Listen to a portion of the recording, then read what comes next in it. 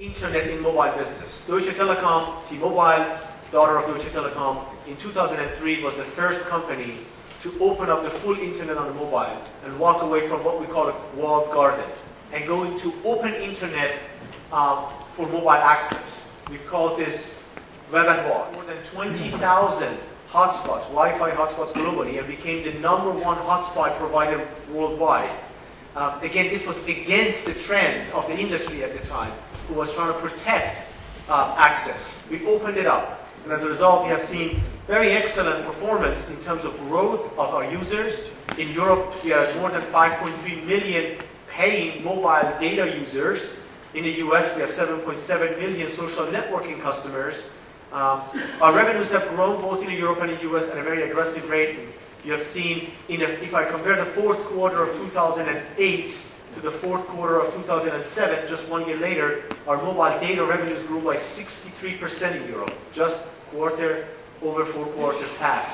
This shows the staggering growth that we have experienced as a result of our innovation on mobile internet, and all of that is available to both companies now, Deutsche Telekom and Cosmote and LTE.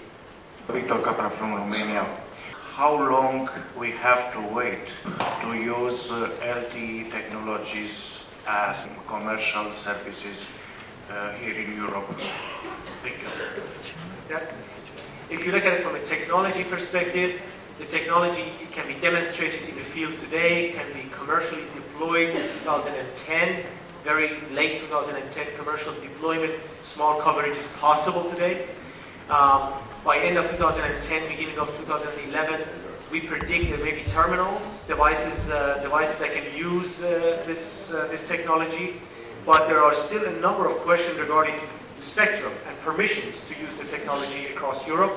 Regulators have to make the spectrum available. They have to make the spectrum available in the right sizes and proportions with the right terms and conditions. And also they have to become technology agnostic to allow us to use the LTE technology, because today, as it stands in Europe, mostly technology spectrum is allocated for a certain technology, so regulators have to also give us the permission to start using LTE.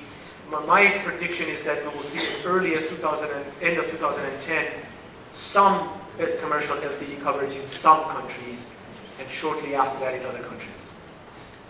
Dimitri from Greek newspaper Messiah, regarding digital dividend, either in Germany or also in Southeastern Europe, how you're going to handle that, what's your opinion, how this digital dividend should be divided, and what telecom operators should get from that?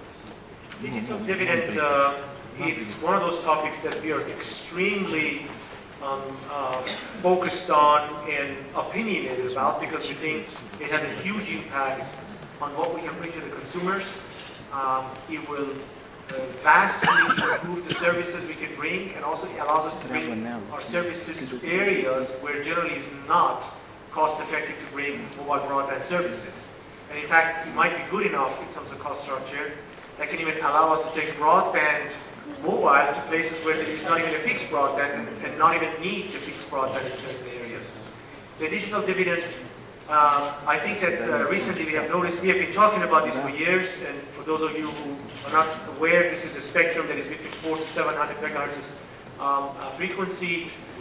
Recently the European countries have started to award 72 megahertz and around the 700 megahertz. We're delighted that this has happened. In the US this has already happened. In Europe it's beginning to happen. We are extremely encouraged by it.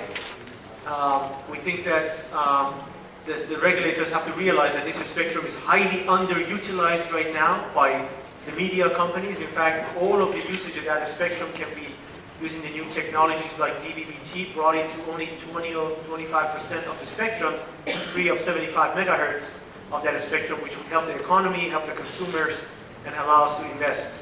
I can only say that we're passionate about it. We see some encouraging signs, and we think that our governments and regulators should absolutely focus on it as the next big opportunity in telecom. You're supporting GSMA and demand for 25% of the digital dividend.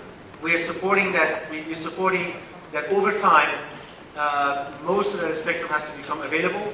We're happy that the first 72 megahertz is becoming available now, as it was done in WRC 08 proposed.